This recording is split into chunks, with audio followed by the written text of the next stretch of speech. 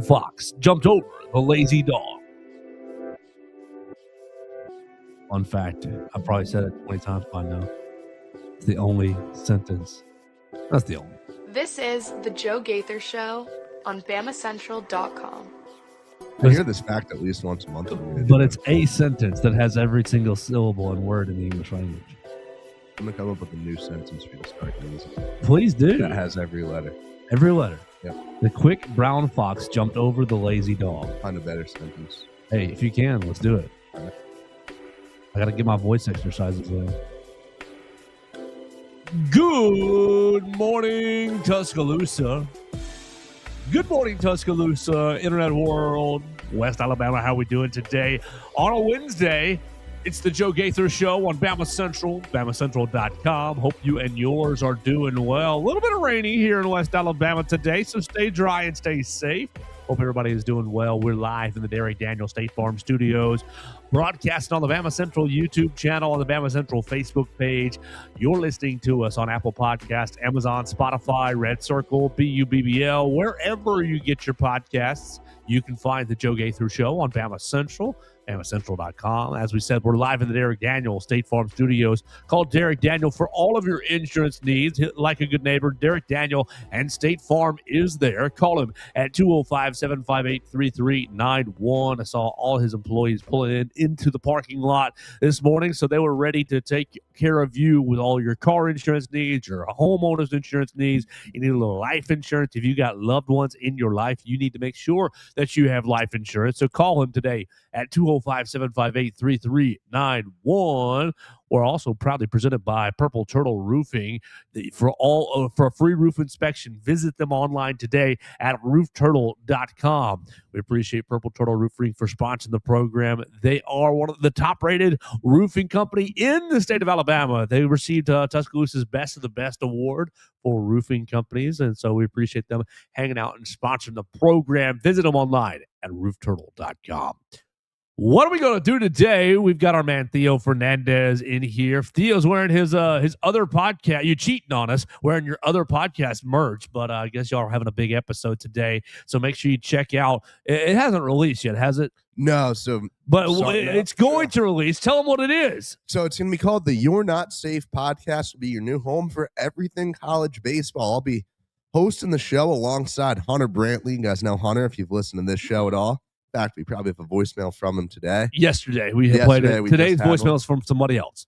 So, yeah, me and Hunter are going to be breaking down college baseball. I'm going to be on the beat this year covering Alabama baseball for Bama Central. So I'll be all over the sport, following all the national headlines. And this is going to be a fun, quick hitter, 1 hour. You get everything you need to know. We're going to release our own top 25 poll because baseball somehow still doesn't have an AP poll. So we're going to give you our rankings every week. We're going to do a college game day style pick segment, break down the national storyline. So if you guys want to learn more about college baseball, check us out. We'll be releasing the show every Thursday, and you can follow along on my Twitter at Theo Fernandez __ for all the updates on the show. Hope you guys tune in. You're not safe. All right, real quick, Theo, who is the best college baseball player in the country this year? One answer, one name. It's going to be Cheslowski, UCLA. Star. This guy's going to be the number one pick in the draft. He is an unreal player. I'll be picking him for Golden Spikes. A lot of people probably wanted to hear me say Justin LeBron, but Rock Cheslowski is just on another level. Okay. All right. Well, Daniel Rock Cheslowski looks like Internet has him as third base and shortstop. All right. Yeah, he played shortstop for the Bruins, and he is incredible at it. All right. Well, we'll have to look out for Rock Cheslowski and You're Not Safe. So make sure you check them out. I'm sure that it's going to be on all the major podcast platforms before too long. Today's first episode, right? Yeah, we're recording this first episode right when me and Joe finish, and it will release on Thursday morning on everything. Good. So you're using all your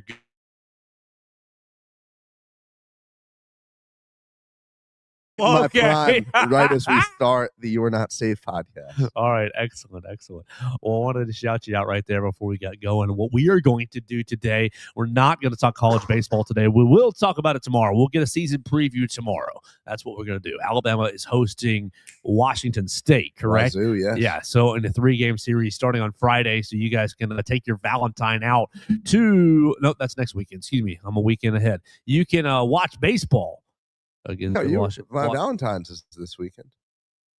Oh, I'm all right. I'm right on track. It's the perfect Valentine's Day, guys. And I said this to someone How can you not be romantic about baseball? Doesn't have a girlfriend or anything, but you get Washington State and then South Carolina, baseball, basketball, back-to-back. That doesn't get them excited. I don't know what will. Exactly. So spend your Valentine's afternoon and evening over there in the Joe parking lot at the Joe, and then bounce on over to Coleman Coliseum to enjoy some basketball. What we will do today is talk basketball. We're going to get into Alabama Ole Miss right off the bat. We're going to get into that game for tonight, 6 o'clock. Then we're going to take a voicemail, and then we'll have our friend Katie Windham join us. Katie Windham's going to give us a softball preview. Vic Moten, freshman pitcher, was D1 softball's pitcher, National Freshman of the Week.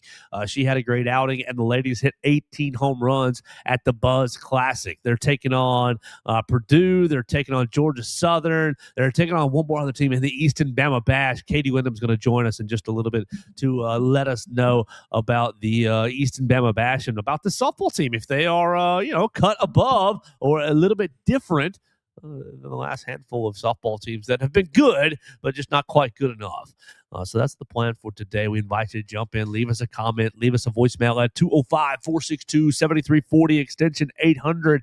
You can leave us comments at Joe Gaither 6, at Theo Fernandez _, on the BamaCentral YouTube channel, or wherever you like, the BamaCentral Facebook page as well. All right, so what we are going to do, there isn't a post on X. I am live, you said. Did it not go to my Twitter? Let's see.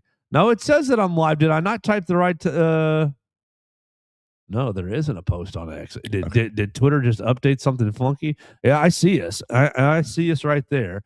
All right, sweet. I see you right there in your You're Not Safe uniform.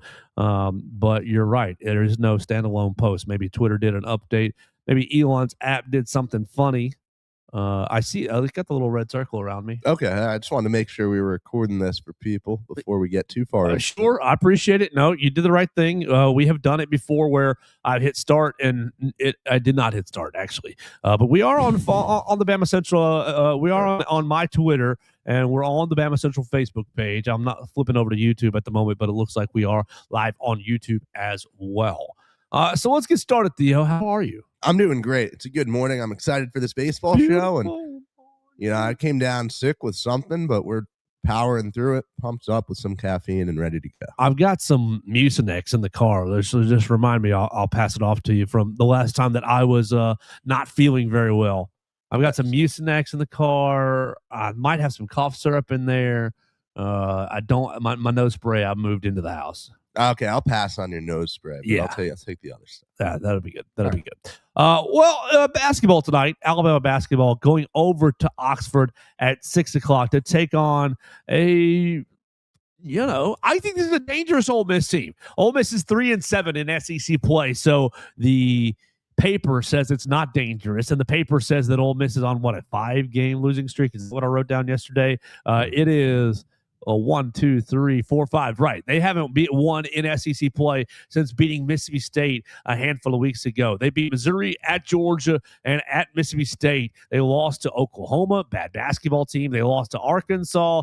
They lost to Tennessee, Texas, at Vanderbilt, and at Kentucky as well. So on paper, a bad basketball team in front of Alabama tonight. The Crimson Tide are a 7.5-point favorite in this evening's game. You'll be able to follow all the coverage on BamaCentral.com. Our man Hunter DeCiver is going to be writing it up for us at BamaCentral.com. You can follow him at Hunter DeCiver on the Twitter machine.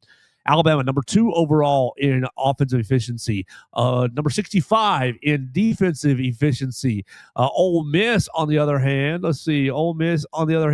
is 84th in offensive efficiency and 60th in defensive efficiency. So, Theo, First game without Charles Bediako since all this stuff has gone down. Are you feeling a letdown tonight? I'm feeling you beat Texas A&M at home. Kind of an emotional, tough game. 40 minutes they played you up and down the court. And then another emotional, tough game in Auburn on Saturday. I'm feeling very much letdown vibes this morning. How are you feeling about this game? You see, I'm not quite getting the letdown vibes just because I really don't think this Ole Miss team is good, like at all.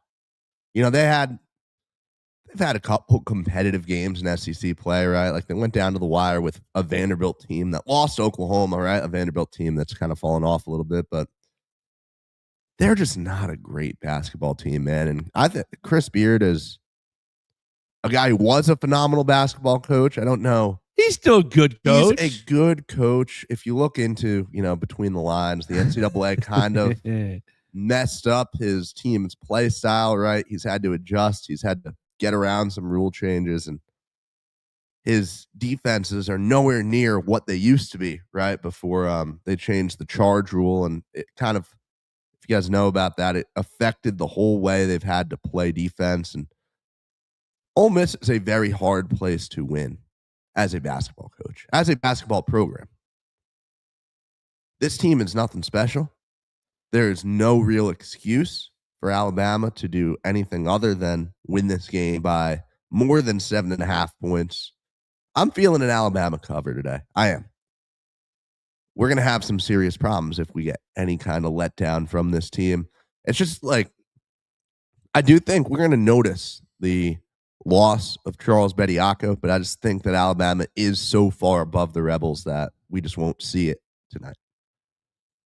Yeah, I mean, the talent-wise for Alabama, at least in the backcourt with the guards, as the guards are concerned, I think severely outmatched the guards of Ole Miss. But where I'm worried about, Theo, is really the rebounding and in the front court. You look at and maybe I'm just traumatized from Malik Dia last season, but 23 and 19 last year for Ole Miss, and they came to Coliseum and they beat Alabama. They actually were 10-6 last year. They weren't bad in SEC play. Ended up making the tournament, finishing in the top 25.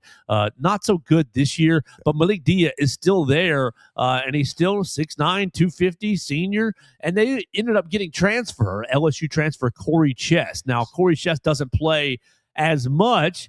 He basically backs up Malik Dia, but y'all remember Corey Chess was 12 points, 18 rebounds last year as Alabama did beat LSU. So you've got a couple of big boy, tough fella rebounders and paint scorers for Ole Miss. And so I'm concerned. I'm a little traumatized. I'm going back to Alabama's matchup against Florida where you give up 72 points in the paint. And I'm wondering, okay, yeah, you don't have Charles Bediako. You're going to ask more from Noah Williamson. That's already a scary thought in itself. You've got Aiden Sherrill. Will he stay out of foul trouble? And then is Taylor Bowen going to be able to give you 40 minutes? Well, he'll give you 23 minutes. Is he going to be able to give you 25 minutes? You're not getting anything from Keaton Bristow. You're not getting anything from Collins Donjaka. Can you get a little something out of London Jemison defensively? Can you get some rebounding out of Amari Allen? Some of those questions seem easier than others, but I'm pretty concerned going into a matchup stylistically that I think goes in Ole Miss's favor. Yeah, that's not a horrible take. I do just think it comes back to just how lights out or how much better Alabama can shoot the basketball, how much better the guard play is, where, yes, Ole Miss, I'd say, wins on the inside, but Alabama's advantage on the perimeter is just far too great for the Rebels to realistically put up a significant fight. That's the way I see it, at least. And I do believe that you will. Like, London Jemison has impressed me lately. Yeah, he's been coming on for sure. An absolute spark plug for this team. I think he dropped out of the NBA draft rankings over the past couple weeks as he had a couple struggles. But earlier in the season, when he was having some big moments, he got as high as 43 on, I forget which of the big boards, but one of them. And he's a guy who has impressed across the board, right? We've seen, he's a guy who likes to end possessions once he gets the basketball. Hey, man, sometimes you passing the ball in the corner, that thing's going up. Yes. That's worked out in Alabama's favor the last couple games, right? He's come in both times and had big stretches in the first half. I believe he had, was it 9 in the first half against A&M? And then he had, I don't know the exact number on Wednesday, but he had a 7-0 run fully by himself against the Tigers in the first half. Like, just a guy who, when he's on, and he can give you that little spark.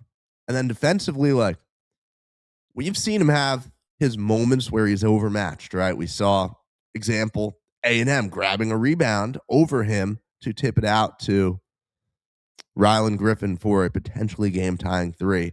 That kind of sums up what he's done defensively at times where he's just a little overmatched. And yeah, I mean, this is a freshman, an offensive geared freshman who's being asked to do real work defensively on the inside in a role that he certainly didn't expect to have to fill coming into the season. And, you know, a role that he's probably a little overmatched for. But you got to hope that at some point, you know, he's going to continue to develop there, and some things are going to start to click on him on the defensive end. And this, in my eyes, is a really, really good opportunity for him in a game where I don't necessarily think the final score will be in question, right? I do believe Alabama wins this convincingly. So you can go out and you can lose on the inside, right? You can go out, you can get really valuable reps against a really good interior player, right? This guy is up there in the conference on the inside, and I think it's a really big opportunity for London. So we will see how it plays out tonight at 6 o'clock. I am feeling like Alabama will win, but I think it's going to be pretty ugly. KenPom, all right, see, KenPom's nailing this. KenPom has Alabama winning 84-78 in a lot closer game. I mean, that's 6 points, and the spread is 7.5, so it's not that much closer, but I do think it's going to be a little uncomfortable for a while, and I think you're going to have to be sitting in the suck, you know, to use a phrase right there, sitting in the mess for a little bit of time before Alabama comes out on top. I will copy and paste KenPom's score. I'll go 84-78. I'll copy and paste it, and I'll take Alabama to win in an ugly fashion. Get out rebounded, but makes more threes. It has a good night at the free throw line. Battles some foul trouble, but ultimately wins. I like 84 as Alabama's number, just to be a little different. I guess I'll move it up to, I don't know, 87. And Ole Miss, I'll go close to 70. I'll go 87-71. Alabama wins the game in a game that's just not all that competitive. Now, also remember, Ole Miss, right? Oxford's had to deal with their exploding trees and all their weather stuff. So they have been on the road a bunch, right? They haven't played at home since January 20th. So Oxford's going to be about as hostile as it'll ever get, right? Everyone's been itching to get a return to campus. That's crazy. Ole Miss was like out of school for, I believe, a full week and a half where they were just doing classes online with how crazy the weather got over there. And, you know, you don't see that often. So they're hungry to do something in person, and they're going to be loud. So that'll be fun to see. Theo, if you are Coach Oates for 1 minute, you get 1 or 2 coaching points for this team going into this Ole Miss game. What do you think are the most important things to emphasize for this team at the moment without Charles Bediako? Play into the strengths, right? Try to shoot the lights out. That is the number one thing. Like, this feels like a live by the 3, die by the 3 game, right? If you're going to go out there and if you're going to have a horrible shooting night, okay, that happens. This is a game where, you know, don't try to force things inside, right? We've seen what the offense is like in the paint at times for this team. So I'd say just play what you're good at. Phylon, drive, kicks, wood.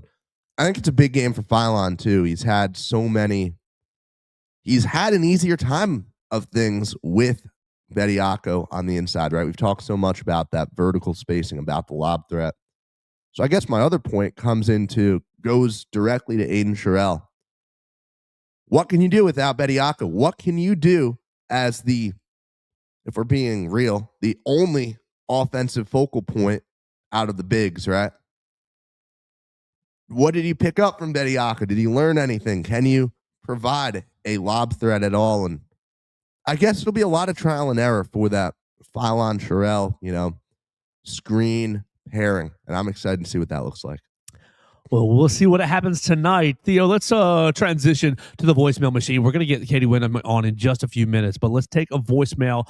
You can call us on the voicemail machine at 205-462-7340, extension 800. Let's see what our friends have to say. Guys, Cam here. Just got one quick question. Since they did away with the spring transfer window, does that officially mean that we can have a traditional 8A game again, possibly televised? Because me personally, I used to love watching the 8A game. And if I couldn't make it up to Tuscaloosa, you can always just flip on over to ESPN, SEC Network, and watch it. But definitely interesting to watch when there's a quarterback competition going on. But I'm just going to get to see what y'all's input was on it. Roll Tide, guys. There you go. That's Cam on the voicemail machine. Appreciate him talking to us today. Always great to hear from you, sir. Theo, I think he brings up a great question. Absolutely. And I think you've got some you've got a lot of layers to this one. Yes. Because he's absolutely right how he lays it out. Because of no spring portal window, there's no reason not to have a spring game. Last year's 8A experience, let's be honest, was not good. It's horrendous. It was not good. We were in the press box like we always are. It was great. That was nice. But it was just like ants on a field because everybody was. I mean, it looked like a walkthrough practice. Mm-hmm. Everybody was walking through, doing the drills. It was everybody all over the place. It wasn't organized football. It was very much light practice. It was hard to keep up with and really pretty difficult. For me at least, to come up with major takeaways. Obviously, you saw, this player looks fine. That player's got a good arm. That player's fast, whatever. But as far as big major takeaways, and I think it was designed that way.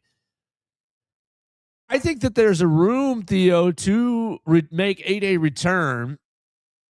But I think the business entities, the business side of things, I'm suspicious of this Morgan Wallen concert. I hope it goes well. I hope it goes great. I have nothing against Morgan Wallen, and if you like him as an artist, great. I hope you're bumping him today in your car and you're enjoying that. That's not what I'm trying to say. What I'm trying to say is I am suspicious that the university is using the Morgan Wallen concert as a revenue. I mean, they are using it as a revenue generator, and fine, great, they should be. But what I am concerned with is them using the Morgan Wallen concert to replace 8A weekend.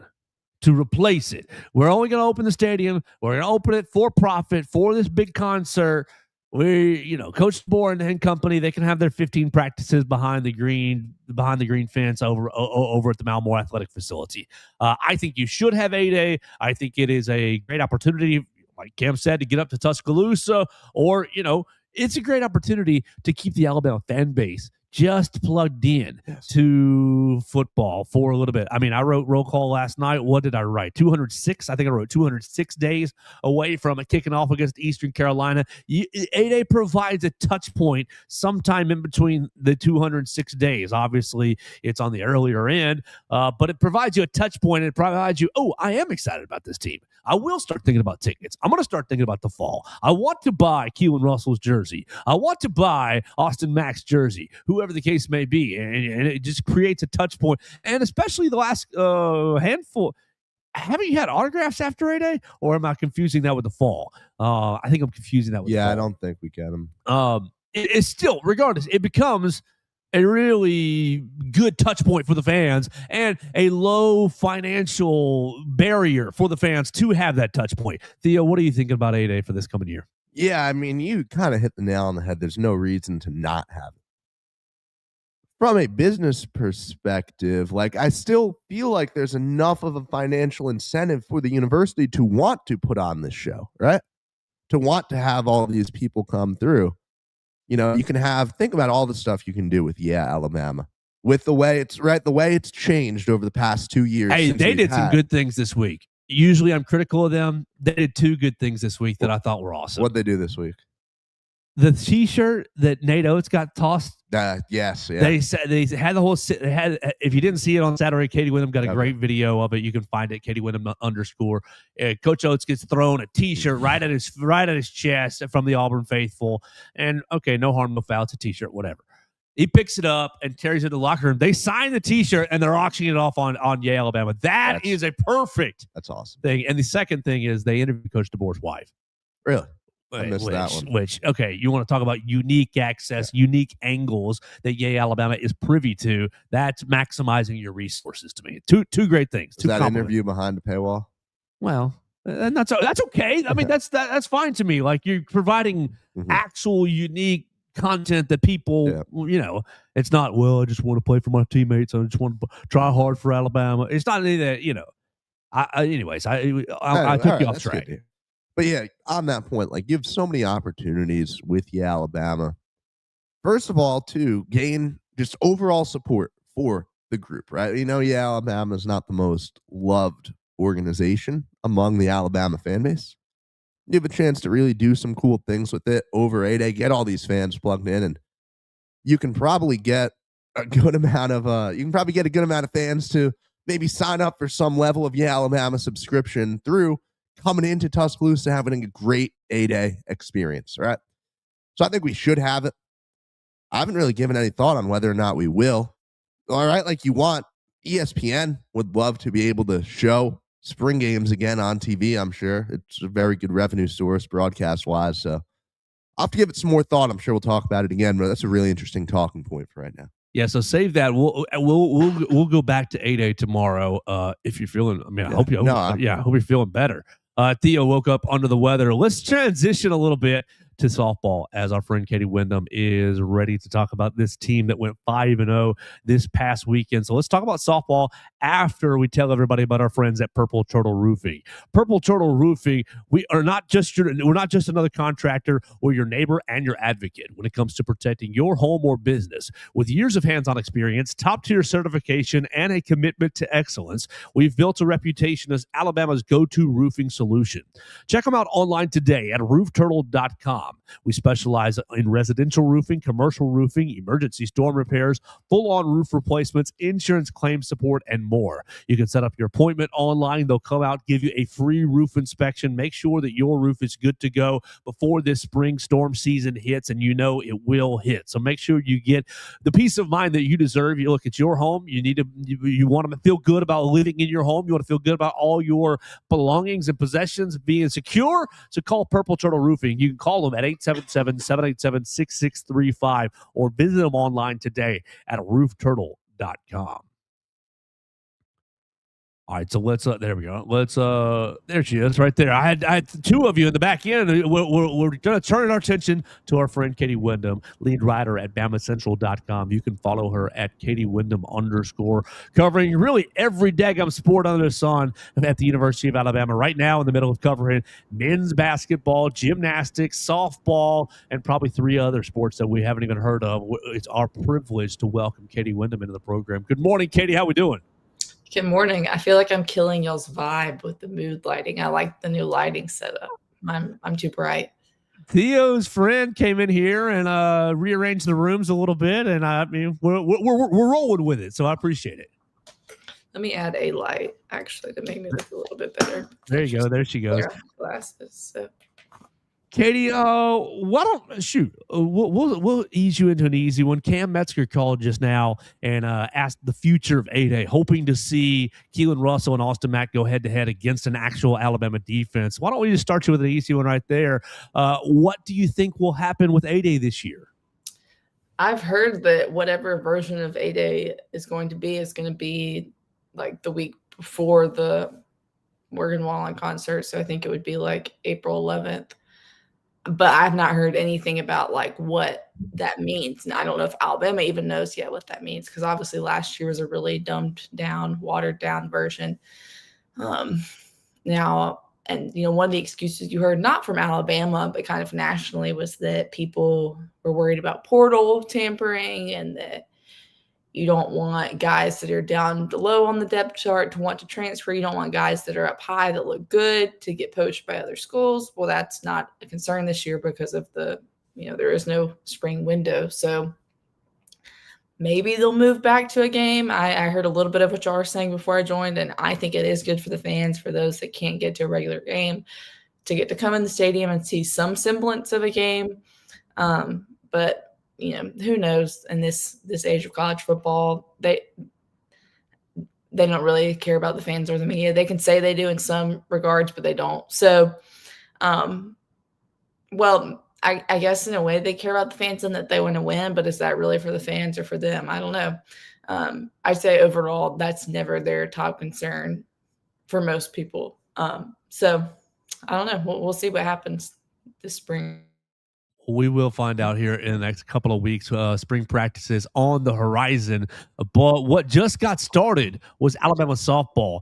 Make sure you follow Katie Windham on her podcast, Crimson Flame. Last week, she interviewed Patrick Murphy, head softball coach, going into, did I hear year 30 for Patrick Murphy?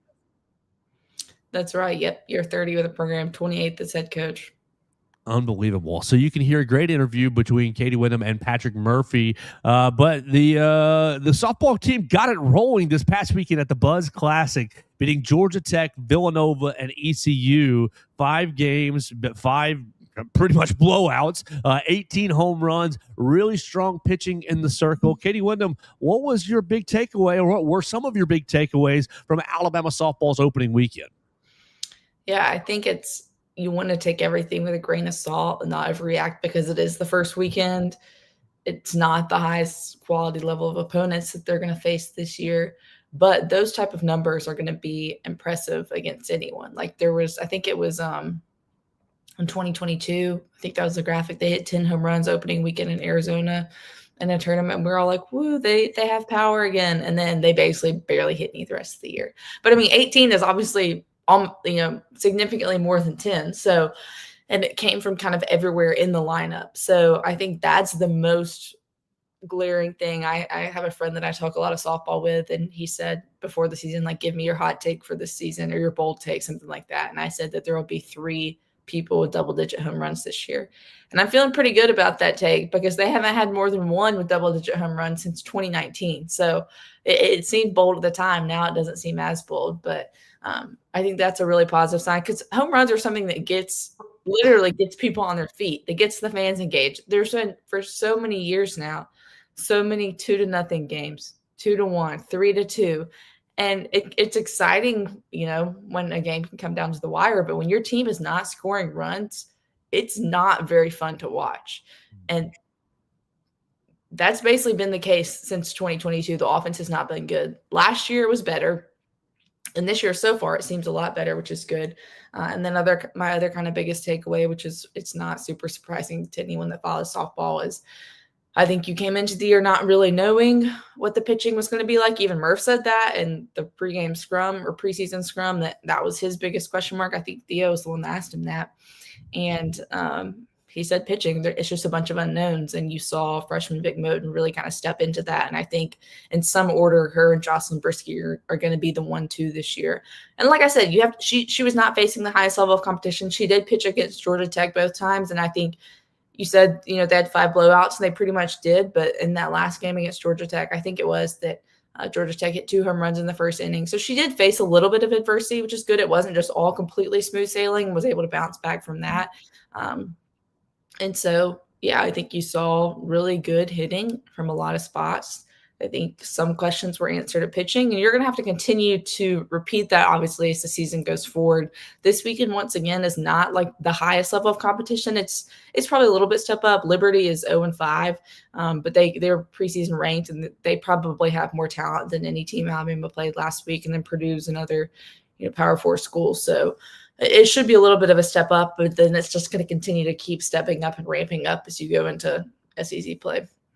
Anna Roman and Salyn Hawkins, both with 3 home runs each. So you're close. You're off to a good start with your multiple double-digit home run take right there. So well done. Yeah, I just want to follow up on Vic Moten here because the numbers, they were eye-popping, right? 0.93 ERA, 19 strikeouts over 15 innings. You talk about the level of competition, and our job, I guess, early in the season is always to try to evaluate what stuff can translate against higher-level comp. What do you think, what have you seen out of just Vic Moten's game, even the pitches she threw, that makes you think that this could translate against these high-level SEC schools? I think it's her speed, and they actually never showed the miles per hour on the 2 of the 5 games that were broadcast, but they were talking about on the Georgia Tech broadcast how hard she was throwing and how hard it was for them to catch up to her, and those are Power 4 hitters, and I heard from some people preseason how hard she can throw, and that's kind of something that's translatable to any level of opponent is how hard you can throw and how difficult it is for them to catch up to you, and so I think she can kind of hit those upper 60s, maybe low 70s.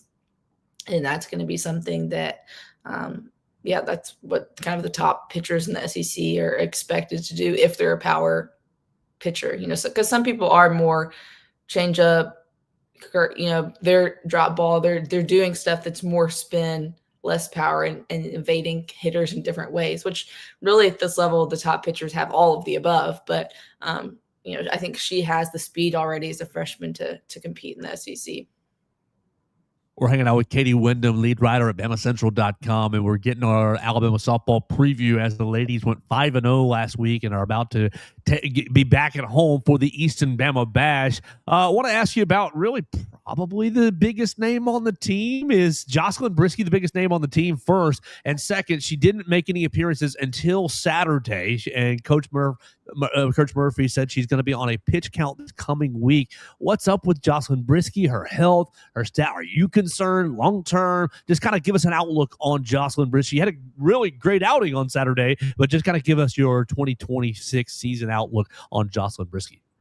I would say she's definitely the biggest pitcher name on the team. Audrey Vandergrift's probably the biggest name overall, but then Jocelyn Brisky's been in college longer, so I think maybe on a national scale, she's a little more well-known. Like I didn't break the news last week that she was hurt because Murph just told us that, but kind of some national softball people retweeted it, and it picked up big across college softball. So she is definitely a big name.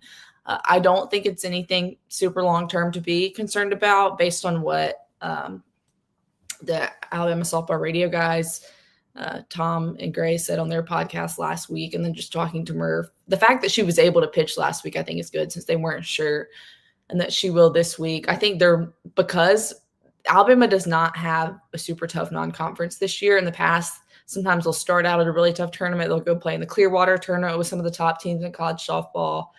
And that's not really the case this year. And I think that was somewhat strategic. Obviously not strategic for injuries because you don't know those are going to happen, especially a year in advance. But because of that, especially with how Vic Moden pitched this past weekend, there's not really like a huge incentive to rush her back. If it's they've said it, all he said is a leg injury. I don't really know exactly what that is. And with pitching, you would think, oh, your leg's not that big of a deal. But depending, especially if it's her plant leg, even if it's her other leg, so much of their power comes from their lower half. So it is, even if it's not her shoulder, her elbow, or whatever, it being her leg can obviously still affect her pitching. So I don't think it's something super long-term. I think they can kind of ramp her back up, and I think your goal would be to have her back fully by SEC play. They do play Florida State. I'm not sure if that's next weekend's tournament or the weekend after that. So they do have that's probably their best non-conference, and they need to win probably at least one of those two just because the rest of their non-con isn't super strong.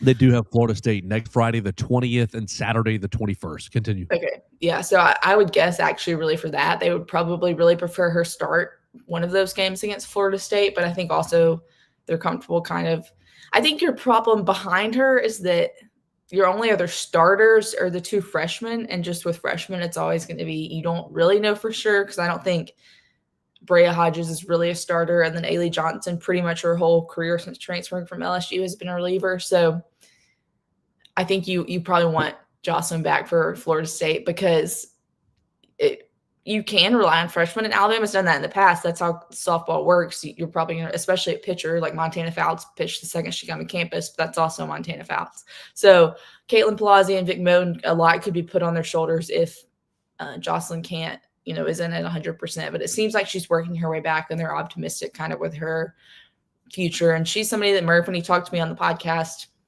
and even yesterday, I think when we were talking to him, was saying how good she was doing at the end of the fall. And the last scrimmage, she got 19 to 20 people out. And we kind of saw how good this lineup was. Really, when he says that, let's be honest, you're thinking, well, this offense, that might be kind of an indictment on how bad this offense is. But they looked good opening weekend. So the fact that she was mowing them down when they face her every day, I think shows that she was in a really good place. And so it's unfortunate that she had the setback, but I don't think it's going to be something super long term.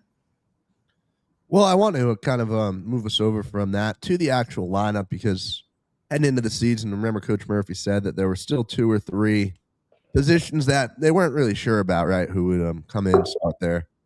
Was any, I guess, work done to, like, have we gotten any closer to finding the long-term starters for this team, or what's your evaluation of kind of some of the, I guess, spots that remain question marks for this season?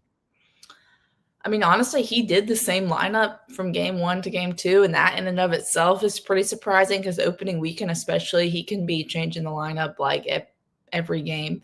I think it was because they scored 17 runs that first game, and he really liked the order. And then as the weekend went on, he kind of changed it up a little bit. That's just kind of how Murph is. He'll change the lineup a lot. I think basically, though, I think that opening day lineup is kind of their ideal starting 9. And then probably your ideal starter would be Brisky in the circle, but also Moten as well. So I think having Audrey Vandergriff in center field, Anna Roman and Lauren Johnson also out in the outfield, which I think probably surprises some people since you have 2 seniors in Larissa Pruitt and Kristen White that have both started at different points in their career.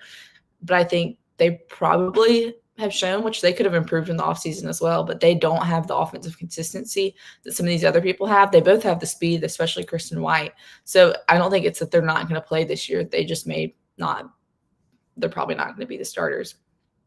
I think Jenny Young at second base is pretty locked in. I think Brooke Wells, the transfer at first base, is pretty locked in. I think she led the team in RBIs, or maybe Alex Papillo did at DH. And then Salyn Hawkins is definitely locked in at shortstop.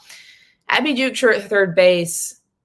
I don't know how long that will last. They may kind of do some rearranging between third base, first base, and DH at different times this year because Abby Dukeshire didn't get off to the best offensive start. And then also she's super tall. She's played first base in the past, and third base being tall helps, but you normally have to be really athletic. Not saying she's not, but she's not necessarily as quick and athletic as some other people. So I don't know if once SEC plays, she'll still be at third base. And then Marley Giles at catcher, of course, and that's not a surprise as she's entering her senior year, which is crazy. So I think they kind of have, after one weekend, probably solidified their main holes. I think there will be a couple that'll be rotated some, or they may switch some spots around. But I think, obviously, he's pretty happy with the production they had weekend 1. Katie, let's keep talking about the offense and the lineup. And I want to ask you about Salyn Hawkins. She went 533 from the plate this weekend, 8 hits. She had 3 home runs, 7 RBIs. She wasn't this last year. She wasn't this dangerous. I mean, she could poke a hit here and there for sure last season. But it seems like there's a lot more power. It seems like there's a lot more confidence, and it seems like there's more consistency from Salyn Hawkins through one weekend. Obviously, it's just one weekend. But what do you think is the biggest change in Salyn Hawkins? And do you expect, or do you think it's right? It's fair to expect her to continue being this dangerous at the plate? Will she probably hit 533 all year? Probably not, but I think it could be close. I mean, softball players do hit sometimes in the 500s or high 400s for average. We talked to her yesterday, actually, for the media availability, and she was cracking me up. She was talking about how this offseason she really wanted to gain weight, so she just ate all offseason. She was home in Arizona with her dad. She ate because the food's so much better out there, and she wanted to get bigger so that she could get stronger, because when you're stronger, it helps with the home runs. It helps with the power. And so she clearly made that a focus this offseason. Murph said she said last year in her exit meeting, really even before the offseason started, that it was going to be a goal to get stronger, because you kind of saw towards the end of last season, she had some improvements to the plate. She was always really strong in the field. And so if she can, hit for that kind of power, and she's still really fast, I think that's just a really dynamic weapon in the lineup. But I think it is something that can be sustained. Maybe not, probably not at this high of a pace, but it could be. You never know. And I think that's the type of player that Alabama really hasn't had. And I can't think of somebody kind of her shortstop that's fast, that hits for power. It's been a minute, because really their last true power hitter was Bailey Hempill. And her last year was 2021, I believe. Maybe it's 22, but I'm pretty sure it was 21. And and she was more of your just traditional slugger. And so, and like I said, really since then, there hasn't been a ton of great power anyway. Ashley Prangy kind of handled that for 2 years on her own, and there wasn't really anyone else. So I think Salem Hawkins is kind of your ideal college softball shortstop, and it was something really encouraging for fans to see opening weekend. Go ahead with what you're going to do. Yeah, so I just, you look at this Alabama team and kind of the state of the program. I feel like so many fans sometimes just in recent years have checked out a little, right? Having the same expectation for this program. You managed to make it to the World Series 2 years ago. Didn't make much noise there. And now you look after this week one, and Alabama all of a sudden gaining some national attention, jumping up in the polls a little bit. Is there something about this team to you through one weekend of play that you can point out that says, you know what, these guys are different?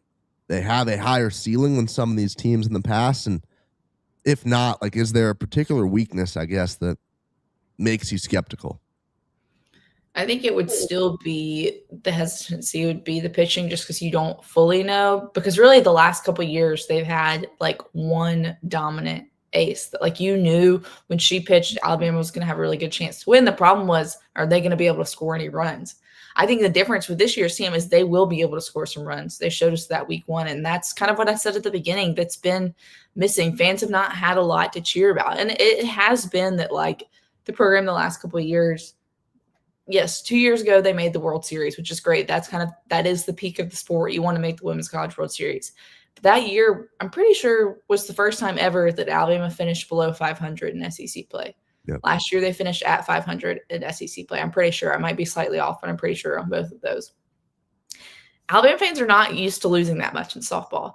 And part of that is the rest of the SEC has, like, really elevated. Like, it used to be there's 3 or 4 programs that cared about softball, invested in softball, and there were some programs like Arkansas and Mississippi State that were just absolute doormats.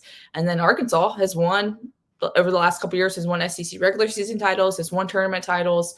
Now, they've never made the World Series still, but the depth of the SEC, basically top to bottom, everyone's good. Last year, 14 of the 15 teams made the NCAA tournament. So that's been part of it, is that the competition is elevated and that it makes it harder to win. And then part of it has been you have not been very good on offense. And Murph would tell you that. And then they've also lost. He said this yesterday in his media availability. He was telling the New Tuscaloosa News reporter that, like, he hates losing at home. It's one of his biggest pet peeves. He hates wasting a good crowd. I can't even tell you how many times they've done that the last 4 years that I've been, like, I've been covering the team for 5 years, but really the last 4 years, they have lost at home a ton. Like, because they've just lost a lot. And so I think this team is not going to lose as much because I think they can score more. I think they're going to give fans more to cheer about. I think it's going to get more energized crowds at Rhodes again, because it's hard to get people to come out to watch a game that you lose so much at home. There's a 50% chance you lose, and there's probably an 80% chance it's going to be a low-scoring game. And I think you're not going to see as much of that this year. And so I think it is going to kind of re-energize the fan base. I don't think it's really that the program dipped. I think it was not, which Murph hates the word expectations, but not meeting some of their own expectations, and then also the elevation of the rest of the SEC. And I think they've kind of, this year we're seeing that the offense is kind of coming back, the power is coming back, and the things that you kind of have to do to be more competitive in college softball. We've been hanging out with Katie Windham. You can follow her at Katie Windham _ lead writer for BamaCentral.com. And we're talking about Alabama softball.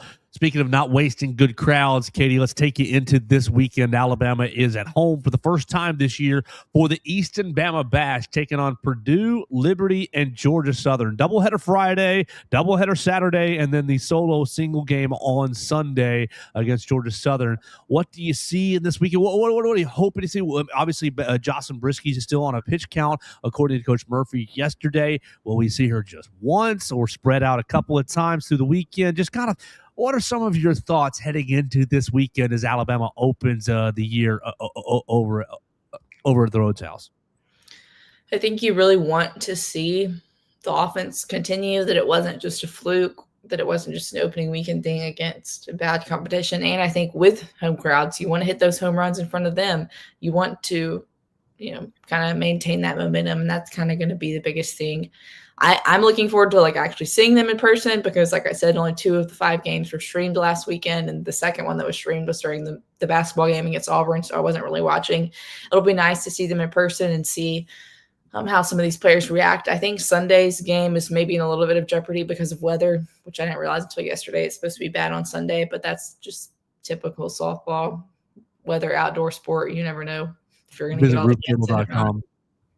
Exactly. They need to build a Purple Turtle roof over roads so they can play it when it's raining. So that's really what I'm looking forward to, kind of carrying over that momentum at the plate. And then in the circle, I would like to see freshman Caitlin Palazzi just kind of see what she can bring at home, because Murph had talked before the games that the freshmen can be nervous, and they've probably gotten those initial jitters out. But then also I think there is kind of a little bit of nerves and pressure of playing at the Rhodes House. It is the biggest venue besides now Oklahoma's on campus in college softball. This weekend, I don't know if there will be a ton of people there just because of the timing, but it's supposed to be pretty decent weather on Friday and Saturday, because sometimes these first home series can be freezing cold with whipping wind and nobody wants to sit out there in that. I think this weekend it should be pretty nice. So, and I think there will be decent crowds. Kind of how do the freshman pitchers handle a little bit more pressure, a little bit more eyes, facing probably a little bit better competition. And then kind of how do they respond when adversity comes? The defense was good week 1. I think they only had 2 errors through the 5 games. Can that keep up? Because that's been a problem at times the last couple of years, just having silly errors and giving up bad runs that lead to losses. And so those sound like boring, basic things, but that's kind of what I'm keeping an eye on this weekend. Well, Katie, I mean, great hearing about the team there. I'm going to put you on the spot here for one more question. Give us one hot take, bold statement about this Alabama softball season. She already did. They're going to have 3 double-digit home runs. Let me see. Okay, let me do a new bold take after one weekend. No, go ahead. I'm teasing. I'll say, and this is probably a little bit of an overreaction, especially considering the SEC currently has 4 of the top 5 teams nationally. But Alabama's SEC schedule is pretty good. I think 5 of their 8 series are against teams that were predicted to finish lower than them in the standings. So I'll say Alabama finishes top 4 in the SEC and gets a double bye in the SEC tournament. That's my hot take right now. I have a lot of excited season. It does indeed go like that. Katie, we appreciate your time this morning. I think you can't thank you enough for helping us get ready for the softball season. Make sure you follow her at Katie Windham _. She's going to be at the Easton Bama Bash on Friday, the lady doubleheader Friday, doubleheader Saturday, and then, of course, the Sunday solo game if they can get it in with the weather machine. Katie, you got any predictions on the basketball tonight? We both predicted Alabama to win. I had them close. Theo had them a little bit larger. Would you have like 15, 16 points? 16 points. Right. So Theo went a little larger. Final question and final thought. Do you have any feelings on tonight's basketball game? It's tough because I think it'll be an emotional one for Ole Miss just because they haven't played at home in so long. And then Alabama, you never know who's going to be available for this team, no matter what the availability report says, no matter what NATO says. But I think this is kind of a make or break point for Alabama in the season. You have a little bit of a lighter schedule coming up. You need to take advantage of these. You've lost some games in the first half of conference play. You shouldn't. That if you want to be a legitimate, SEC threat, higher seed nationally, you've got to win these type of games. So I think Alabama will win. She's Katie Windham. Follow her at Katie Windham _. on the Twitter machine, and we'll catch up with you very soon, Katie. Thanks, guys. Absolutely. It's Katie Windham. Make sure you find her podcast, Crimson Flame, wherever you get your podcast. Her podcast focuses on Alabama women's athletics. As we said last week, she interviewed Patrick Murphy. You can hear that episode right now. She's been interviewing lots of the women's coaches. She's interviewed Ashley Johnson. She's interviewed Christy Curry, highlighting the women's athletics over at the Capstone with her podcast, Crimson Flame. Theo, anything else you got for the people today? I know you've got a big next hour. You're going to be recording You're Not Safe for the first time. Anything else on your brain before you give them your best, I guess? No, that's about it. This was a phenomenal warm-up show. Glad to give 70% of my effort on this show every morning. I'm excited to react. Are you nice and loose? You stretch, you nice and loose? Ready to go. And, I'll elevate myself for this wrap, right? This is 100% of my effort. But I'm excited to watch Alabama in Oxford. I think it should just be an entertaining game. I think you guys will have a lot of fun watching what should be a very fun Alabama offense, shooting attack. Alabama shot, I believe, only 23 3-pointers against Auburn. 70. You might double that number, I think, tonight in Oxford. You could see upward of 45 threes taken. I think it'll be a fun performance from the Crimson Tide. Well, we will find out tonight at 6 o'clock. And so we appreciate everybody watching us today on the BamaCentral YouTube channel, listening to us on Apple Podcasts, Amazon, Spotify. Tell a friend about the program. Share it with all your Alabama fan friends or your Alabama hater friends as well. You can call us on the voicemail machine at 205-462-7340, extension 800. Visit roofturtle.com for all of your roofing needs, but ahead of Sunday's storm. And make sure you call Derek Daniel for all of your insurance needs at 205-758-3391.